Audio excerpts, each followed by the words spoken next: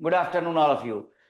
आइए तो 12.1 और 12.1 की ओर जाते हुए चैप्टर 12 आया। चैप्टर 12 में ठीक है राइट सर्कुलर कोन।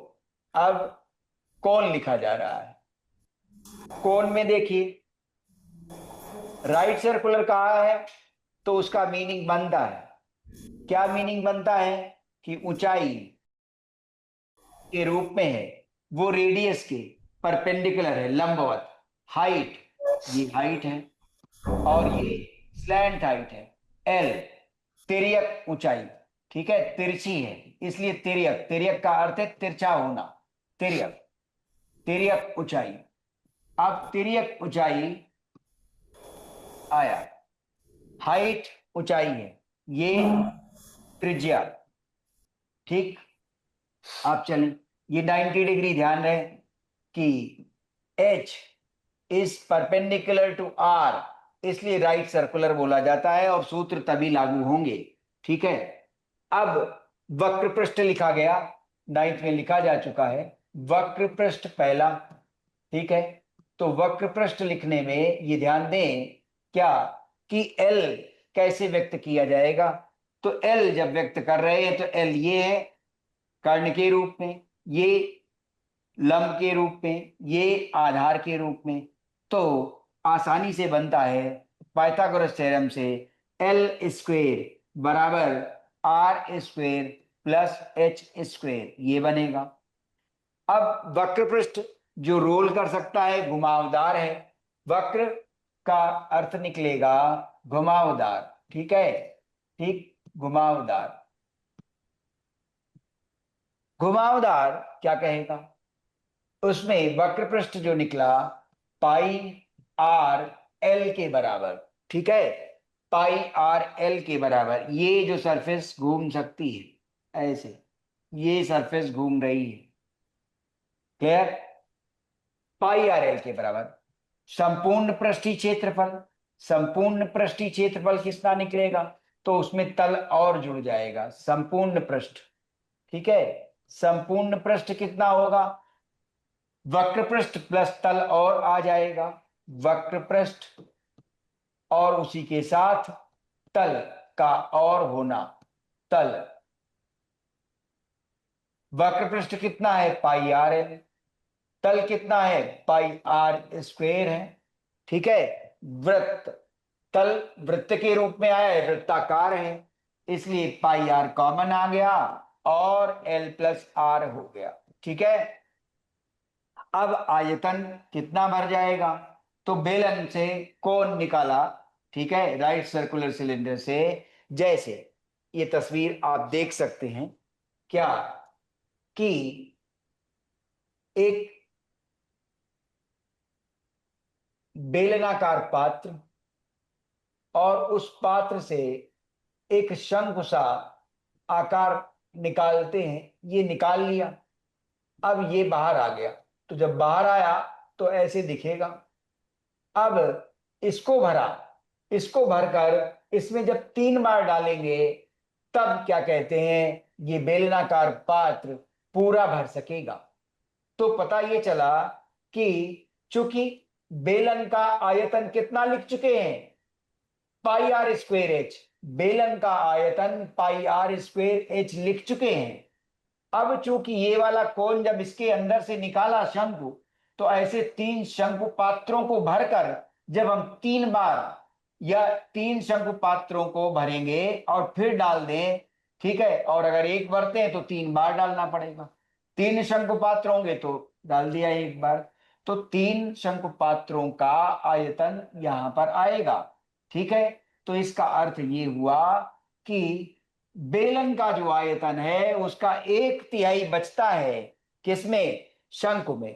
तो आयतन आया कितना, और उसका ये फिजिकल सिग्निफिकेंस दिखा आपको कि यदि ऐसा एक शंकु आकार पात्र इसमें से निकाल लें तो पता चलेगा कि ऐसे पात्र को भरने पर 3 बार भरकर इसमें डालें तब बेलनाकार पात्र भर पाएगा।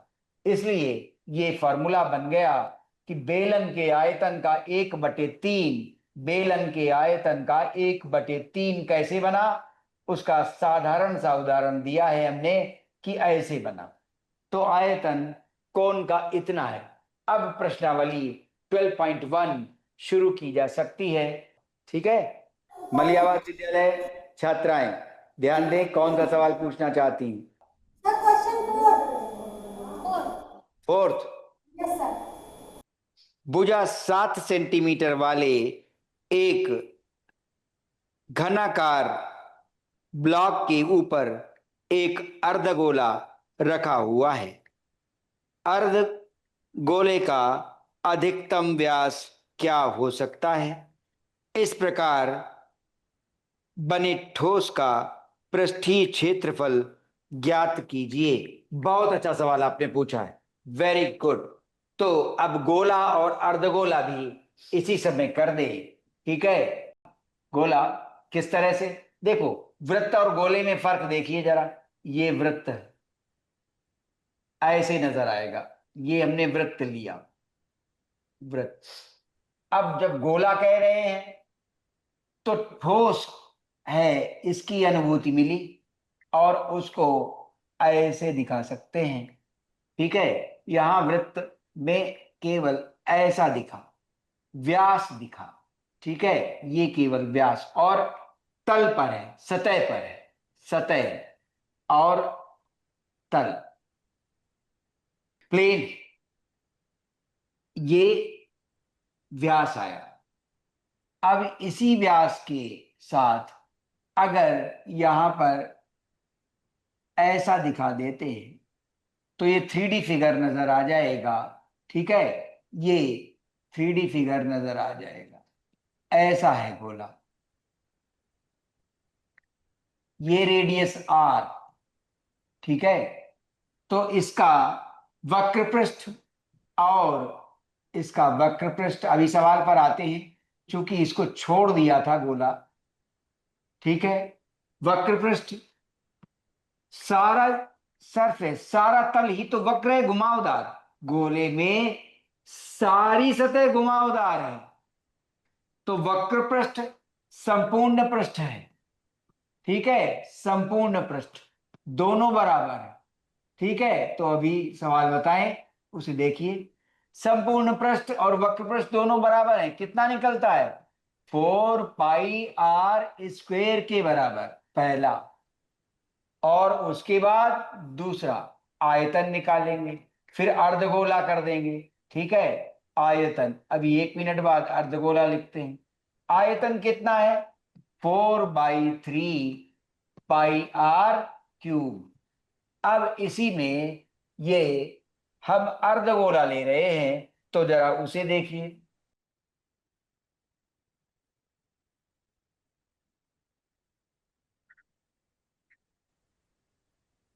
बात अब अर्धगोले की है। ठीक है, ऐसे तो अर्धगोला जब लिया गया तब आयतन पर और वक्र पृष्ठ और संपूर्ण पृष्ठ पर क्या फर्क पड़ेगा? अर्धगोला, वक्र पृष्ठ तो केवल बाहरी रह जाएगा, केवल घुमावदार तो ऐसा ही बचेगा। तो इसमें वक्र पृष्ठ अलग होता है। ठीक है, इसमें वक्र पृष्ठ अलग रहेगा और संपूर्ण पृष्ठ में ये तल भी जुड़ जाएगा, संपूर्ण पृष्ठ में ये तल भी जुड़ जाएगा। तो वक्र पृष्ठ कितना आया?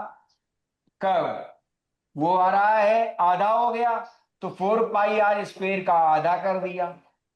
4πr² का आधा कर दिया तो 2πr² हो गया। और वक्र पृष्ठ के बाद अब संपूर्ण चाहिए, तो संपूर्ण पृष्ठ कितना बचा? ठीक है, तो संपूर्ण पृष्ठ जो बचा उसमें ये तल और आ जाएगा। तो जब तल और आ जाएगा तो क्या हुआ? 2πr² तो था ही वक्र वाला, और एक πr² और आ गया, तो 3πr² पूरा हो जाता है, पूरा संपूर्ण पृष्ठ 3πr² हो जाता है। और आयतन फिर से आधा रह जाएगा। ठीक है, जो आयतन पहले से गोले का है उसका आधा, तो आधा जब करेंगे तो 4/3 पाई आर क्यूब का आधा, तो 2/3 पाई आर क्यूब, ये बन गया। गोले का भी विवरण हो गया है। अब हमें चौथा सवाल करना है। तो देखो, ये कह रहे थे घन और घनाभ डिलीटेड है, लेकिन देखो चौथे सवाल में सब जरूरत पड़ गया। तो चौथे सवाल की बात हो रही है, और वो है 12.1 का चौथा सवाल। घन पर एक अर्धगोला रखा गया है, घन है ना, पक्का, ठीक। भुजा 7 सेंटीमीटर वाले घनाकार ब्लॉक, ठीक है, घन के आकार का, तो माने क्यूबिकल, तो लंबाई चौड़ाई, और इसीलिए एक भुजा 7 कह दी, लंबाई चौड़ाई और ऊंचाई नहीं, सारी भुजाएं 7। तो देखिए,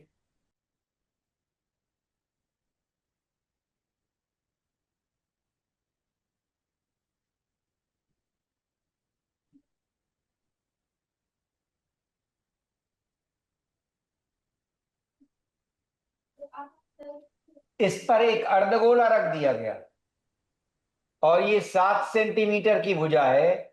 सारी भुजाएं चूंकि घनाकार है, तो सब भुजाएं 7 हुई, ठीक है। ये भी 7 होगी, और ये भी 7 ही होगी। 7 सेंटीमीटर, 7 सेंटीमीटर, ठीक है। घनाकार ब्लॉक, इस पर क्या रख दिया गया?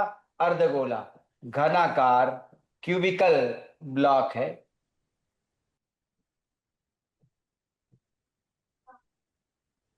क्यूबिकल, क्यूबिकल, इस पर देखिए, अब एक गोला रखा गया, ठीक।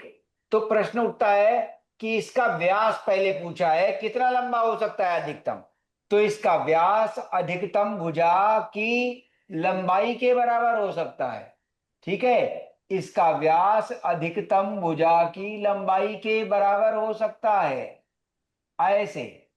अब इस पर खड़ा किया गया ना अर्धगोला, ऐसे, देखो, तो इसका अर्थ ये निकला कि व्यास अधिकतम भुजा की लंबाई जो है, घन में जो भुजा है उसकी लंबाई 7 सेंटीमीटर है, और अब अर्धगोला इस तरह से रखा जा सकता है। तो अधिकतम व्यास की बात की गई है। अर्धगोले का अधिकतम व्यास क्या हो सकता है? तो पहला पार्ट है अर्धगोले का, अर्धगोले का, देख लो ये तस्वीर बनेगी। तो अर्धगोले का, अर्धगोले का अधिकतम व्यास,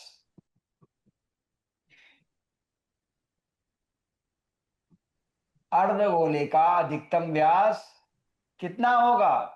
भुजा जो है घन की भुजा के बराबर होगा, घन की भुजा की लंबाई के बराबर होगा, घन की भुजा की लंबाई के बराबर होगा, ठीक है। साफ दिख रहा है तस्वीर में, चित्र में, लंबाई के बराबर, ठीक है। तो कितना हो गया? 7 सेंटीमीटर। तो मतलब आ गया 7 सेंटीमीटर, एक उत्तर बन गया। अब कह रहे हैं कि इस प्रकार बने ठोस का पृष्ठीय क्षेत्रफल ज्ञात कीजिए इन द सेकेंड पार्ट, ठीक है। क्या करना है? इस तरह से बने पृष्ठीय क्षेत्रफल को ज्ञात करना है। इस तरह से जो ठोस बना उसका पृष्ठीय क्षेत्रफल, सरफेस एरिया चाहिए, ठीक है। किसका? अब जो सॉलिड बना, ठीक है, ये जो सॉलिड बना ठोस, ठीक है, उसका पृष्ठीय क्षेत्रफल। तो पृष्ठीय क्षेत्रफल में देखो क्या आ रहा है, पहले डिफाइन जरूर कर लो। जब परिभाषित कर लेते हैं तो फिर गलती नहीं होगी। परिभाषित करने में क्या है, पृष्ठीय क्षेत्रफल में क्या है, देखो जरा, एक दीवार, दो दीवार, तीन दीवार, चार दीवार, और पांच दीवार, अब छह दीवार, छह ऐसे, एक और दो ऊपर, चार दीवारें, ठीक है। फोर साइड्स, एक बात हो गई। तो एक, दो, तीन और चार आगे पीछे, पांचवी और छठी, तो पांच तो पूरी जुड़ रही है, और छठी में देखिए जब अर्धगोला रखा जाएगा तो ये भाग खाली नजर आएंगे और ये दिखाई देंगे और ये वाला तल छुप जाएगा, ये तल तो छुप जाएगा ना, ठीक, और ये खाली पड़ा रह जाएगा, ये दिखेगा। तो पृष्ठीय क्षेत्रफल में ये गिना जाएगा, ठीक है ना। तो 5 तो पूरे हैं, 4 दीवारें और एक फर्श, फ्लोर, बॉटम, 4 दीवारें, बॉटम। उसके बाद क्या हुआ कि अब अर्धगोले की सरफेस भी तो आ गई, अर्धगोले की सरफेस ये आ गई, ठीक है, अर्धगोले की सरफेस आ गई। अर्धगोले की सरफेस में भूल ना हो तो पता चलेगा कि ये वाला जो तल है ये नहीं जुड़ेगा क्योंकि ये तो बंद हो गया।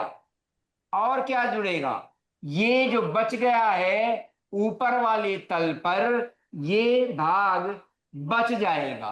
तो ये केवल सर्कुलर वृत्ताकार क्षेत्र घेरेगा, अर्धगोला ये केवल वृत्ताकार क्षेत्रफल घेर लेगा, ऊपर वाले तल का वृत्ताकार क्षेत्रफल घेर कर ये बाकी भाग छोड़ देगा। तो वो हमें पृष्ठीय क्षेत्रफल में लेने होंगे, ये ध्यान दें। कैसे बना, 5 साइड्स और उसके बाद बॉटम 1 और उसके बाद क्या, अर्धगोले की सरफेस, ठीक है। तो अर्धगोले की सरफेस ऊपर आ रही है तो वो हेमिस्फीयर कहलाता है। गोला स्फीयर था और अर्धगोला हेमिस्फीयर। तो हमने पाया कि अर्धगोला यहां लिख दें, ठीक है। तो अर्धगोले का ऊपरी सरफेस, ऊपरी सतह एक। अब क्या बचा, अर्धगोले में ऊपरी सतह के बाद एक चीज और बची जो मैंने दिखाई है कि अर्धगोला वृत्ताकार क्षेत्र ऊपर के तल का घेर लेगा, लेकिन ये तो बच जाएगी, ये तो दिखेगी ना। तो जो ये दिखेगी वो एक पार्ट और जोड़ा जाए, ठीक है। ऊपरी तल में वृत्ताकार क्षेत्र को छोड़कर जो तल बचा है, वृत्ताकार क्षेत्र छोड़ दें, ठीक है, वृत्ताकार क्षेत्र के अलावा ये बच गया, वृत्ताकार, वृत्ताकार क्षेत्र के अलावा माना जाएगा जो बाहर यहां हर कोर पर दिखेगा। इस पर भी दिख रहा है, इधर भी दिख रहा है, इधर भी दिख रहा है, इधर भी दिख रहा है। तो ऊपर की साइड कितनी है, ये सब जगह साइड 7 है। तो 7 गुणा 7 49 आ गया, 49 में से ये वृत्त निकाल देंगे तो ये बाहर वाला बच जाएगा, ठीक है। तो अब सारी लिखे जाए, 5 साइड्स, हर साइड क्या है 7 इंटू 7, तो 5 और हर साइड कितनी है उसकी एरिया 7 इंटू 7। एक बॉटम है और, ठीक है, तो 5 जब लिखी थी तो एक बॉटम जो हमने लिखी गलत हो जाएगी, 4 साइड्स। और जब एक बॉटम लिखी है तो 4 साइड्स ही, 4 दीवारें प्लस एक बॉटम, तो यहां 4 लिखिए, 4 साइड्स और एक बॉटम भी। बॉटम कितनी, 7 गुणा 7 ये वाली फर्श। अब एक बात बची अर्धगोले की, तो अर्धगोले में कितना है, 4 पाई आर स्क्वेयर की जगह आधा 2 पाई आर स्क्वेयर लिख चुके हैं ना। तो 2 पाई 22/7 आर स्क्वेयर रेडियस कितनी। अब इस अर्धगोले में रेडियस कितनी है, व्यास पूरा बन गया 7 का, तो रेडियस कितनी बची, डी बना 7 का, तो रेडियस बनी 7/2 की, ठीक है। तो 7/2 गुणा 7/2, ठीक है। अब इसके बाद क्या बचा, ऊपरी तल में वृत्ताकार क्षेत्र के अलावा, तो ऊपरी तल में वृत्ताकार क्षेत्र के अलावा ऊपरी तल कितना है 7 इंटू 7 का है, उसमें क्या निकाल लें, 7 इंटू 7 में क्या निकालें, वृत्त का क्षेत्रफल। वृत्त का क्षेत्रफल कितना, पाई आर स्क्वेयर, 22/7 आर स्क्वेयर, 7/2, ठीक। चलिए अब ये वर्कआउट करते हैं, 7 गुणा 7 49, 49 गुणा 4 कितना बचेगा? 196।